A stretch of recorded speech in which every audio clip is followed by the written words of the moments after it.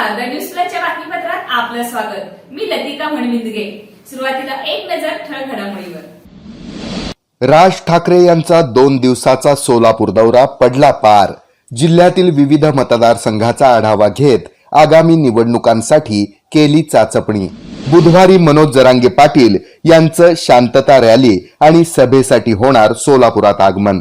दुपारी 12 वाजता छत्रपती संभाजी महाराज पुतळ्यापासून होणार रॅलीची सुरुवात. काही दिवसाच्या विश्रांतीनंतर शहर आणि जिल्ह्यात सोमवारी पावसाची पुन्हा दमदार एंट्री.